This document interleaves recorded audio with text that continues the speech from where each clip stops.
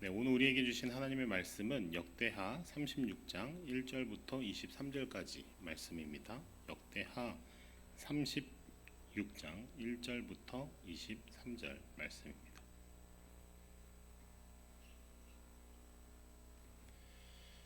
네, 이 생명의 말씀을 한 절씩 교독하도록 하겠습니다. 그 땅의 백성이 요시아의 아들 여호아하스를 세워 그의 아버지를 대신하여 예루살렘에서 왕으로 삼으니 여호아하스가 왕위에 오를 때에 석 달에 애굽 왕이 예루살렘에서 그의 왕위를 패하고 또 그 나라에 은 100달란트와 금 1달란트를 벌금으로 내게 하며 또 그의 형제 엘리야김을 세워 유다와 예루살렘 왕으로 삼고 그의 이름을 고쳐 여호야김이라 하고 그의 형제 여호아하스를 애굽으로 잡아갔더라. 여호야김이 왕위에 오를 때에 나이가 25세라 예루살렘에서 11년 동안 다스리며 그의 하나님 여호와 보시기에 악을 행하였더라. 바벨론 왕 느부갓네살이 올라와서 그를 치고 그를 쇠사슬로 결박하여 바벨론으로 잡아가고 느부갓네살이 또 여호와의 전 기구들을 바벨론으로 가져다가 바벨론에 있는 자기 신당에 두었더라. 가증한 일들과 그에게 발견된 악행이 이스라엘과 유다 11개에 기록되니라.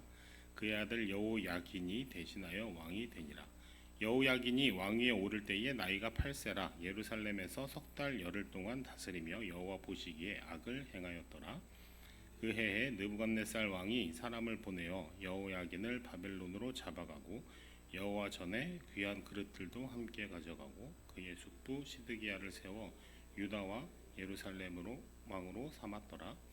시드기야가 왕위에 오를 때에 나이가 21세라 예루살렘에서 11년 동안 다스리며 그의 하나님 여호와 보시기에 악을 행하고 선지자 예레미야가 여호와의 말씀으로 일러도 그 앞에서 겸손하지 아니하였으며 또한 느부갓네살 왕이 그를 그의 하나님을 가리켜 맹세하게 하였으나 그가 왕을 배반하고 목을 곧게 하며 마음을 완악하게 하여 이스라엘 하나님 여호와께로 돌아오지 아니하였고 우두머리들과 백성도 크게 범죄하여 이방 모든 가증한 일을 따라서 여호와께서 예루살렘에 거룩하게 두신 그의 전을 더럽게 하였으며 그 조상들의 하나님 여호와께서 그의 백성과 그 거하시는 곳을 아끼사 부지런히 그의 사신들을 그 백성에게 보내어 이르셨으나 그의 백성이 하나님의 사신들을 비웃고 그의 말씀을 멸시하며 그의 선지자를 욕하여 여호와의 진노를 그의 백성에게 미치게 하여 회복할 수 없게 하였으므로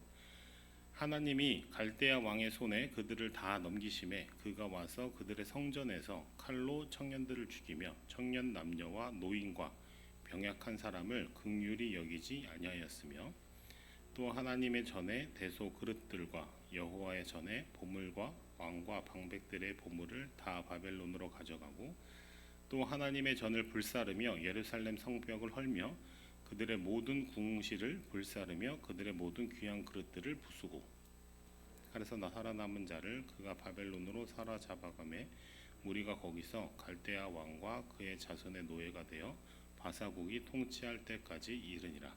이에 토지가 황폐하여 땅이 안식년을 누림같이 안식하여 70년을 지냈으니 여호와께서 예레미야의 입으로 하신 말씀이 이루어졌더라. 바사의 고레스 왕 원년에 여호와께서 예레미야의 입으로 하신 말씀을 이루시려고 여호와께서 바사의 고레스 왕의 마음을 감동시키심에 그가 온 나라에 군포도 하고 조소도 내려 이르되 함께 있습니다.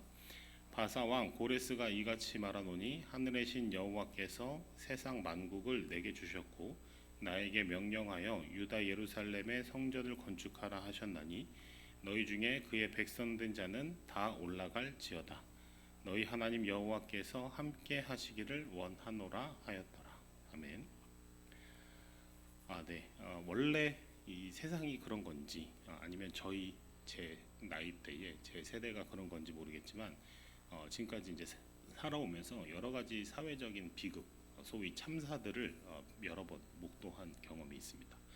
각각의 사건들을 뉴스로 직접 제가 본 것들만 한번 생각해봐도 이제 예전부터 뭐 삼풍백화점 붕괴 사고, 성수대교 붕괴 사고, 미국의 9.11 테러, 또 최근으로 와서는 세월호 참사, 코로나 팬데믹, 그리고 가장 최근에는 이태원 참사까지, 그 외에도 여러 가지 크고 작은 사회적인 비극이 있었을 것인데, 물론 이제 저보다 윗세대이신 분들은 뭐 6.25 전쟁이라든지 아니면 민주 항쟁 때의 어떤 여러 가지 사건 사고들이라든지 이런 어떤 사회적인 비극들을 경험하셨을 것 같아요.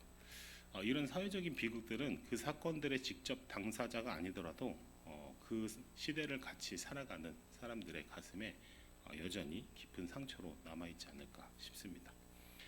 오늘 흥미롭게도 우리가 읽은 역대하의 마지막 장은 이스라엘 역사상 가장 비극적인, 가장 가슴 아픈 일들을 기록함으로써 이 역대하의 마지막을 마치고 있습니다. 예루살렘의 멸망, 성전의 파괴, 그리고 70년의 포로 생활. 역대기 저자는 왜 이 비극적인 이야기를 기록하면서 하나님의 역사를 마무리했을까요? 답은 간단한데요. 기억은 단순히 과거를 되새기는 것에 그치지 않기 때문입니다.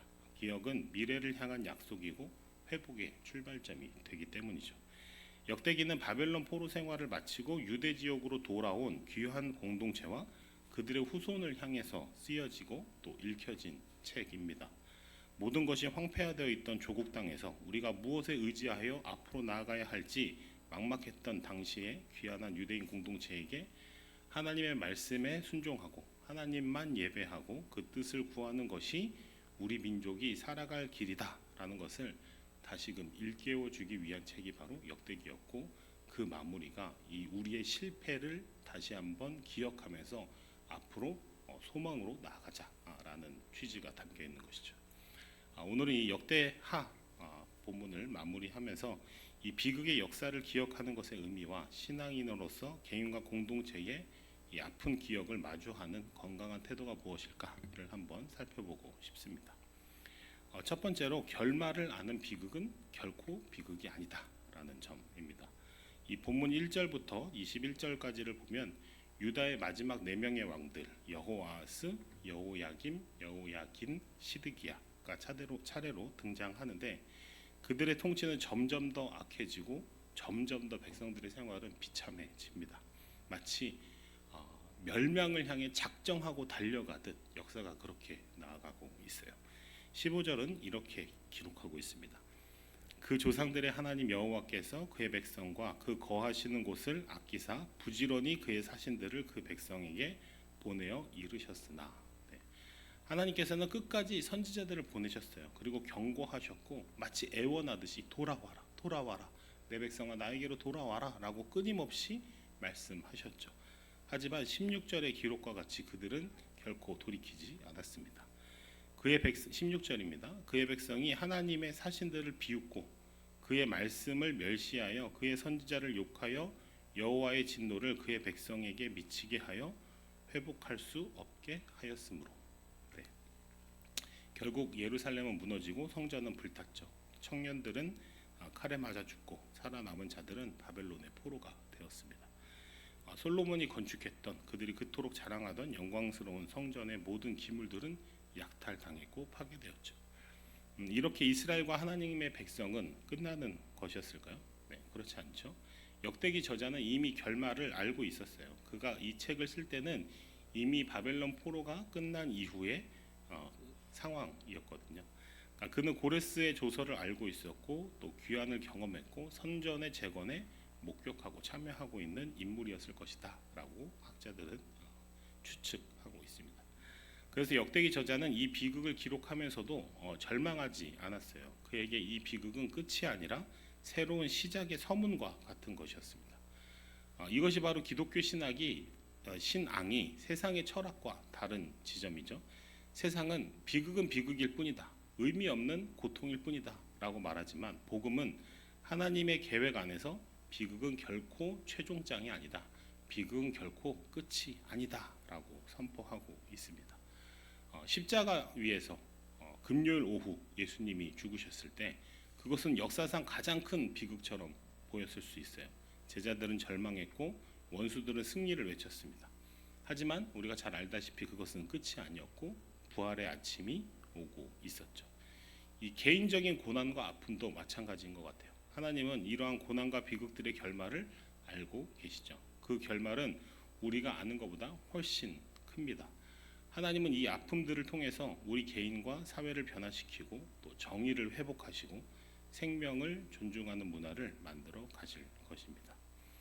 하나님의 백성에게 하나님이 살아계신 한 궁극적으로 비극이라고 말할 수 있는 종결적인 사건은 없어요. 우리가 아무리 어려움을 겪는다고 해도, 아무리 예기치 못한 또 당황스러운 삶에서 전혀 마주하고 싶지 않는 그런 순간들을 마주한다 할지라도 그것이 끝이 아닙니다. 하나님이 살아계시기 때문이죠.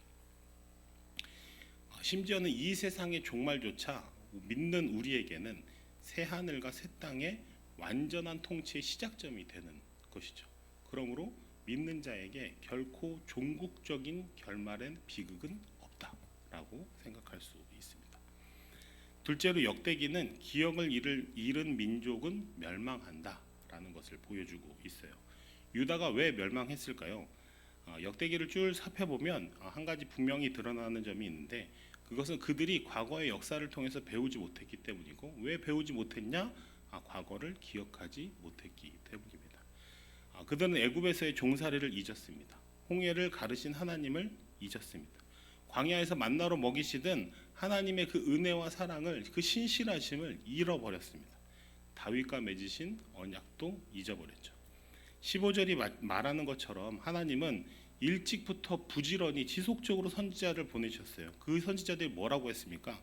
기억하라, 너희의 하나님을 기억하라 라고, 내게로 돌아오라 라고 계속 이야기했지만 그들은 듣지 않았죠. 백성들은 하나님을 잊었고, 제사장은 부패했고, 지도자들은 자기 욕심에 눈이 멀었죠. 그 결과는 이스라엘 나라의 멸망이었습니다. 기억을 잃는다는 것, 그것은 마치 영적인 죽음이 시작된다라고 볼 수 있어요. 지금의 세상은 모든 것을 빨리빨리 잊어버리는, 그리고 계속해서 새로운 정보를 추구하는 문화 가운데 그런 풍조 속에 살아가고 있는 것 같아요. 젊은이들이 많이 하는 SNS 같은 경우에는 24시간마다 새로운 뉴스로 계속 올라옵니다. 더 이상 어제의 뉴스는 오늘의 관심사가 되지 못해요. 가장 최근에 일어났던 이태원 참사가 일어난 지 3년이 지났지만 우리는 충분히 기억하고 있지 못하고 있는 것 같습니다. 엊그제가 3주기일이었죠. 그렇게 기억한다라는 것은 사실 고통스러운 일이에요. 그럼에도 불구하고 우리가 기억해야 한다는 것은 망각은 또 다른 비극을 낳기 때문입니다. 하나님은 이스라엘 백성들이 기억할 수 있도록 역사를 이끌어 가시죠. 본문 21절을 함께 한번 읽어보도록 하겠습니다. 본문 21절입니다. 시작. 이에 토지가 황폐하여 땅이 안식년을 누림같이 안식하여 70년을 지냈으니 여호와께서 예레미야의 입으로 하신 말씀이 이루어졌더라. 네, 70년의 포로기, 이것은 단순한 징벌이나 벌칙이 아니었어요. 이것은 기억을 훈련하는 시간이었습니다.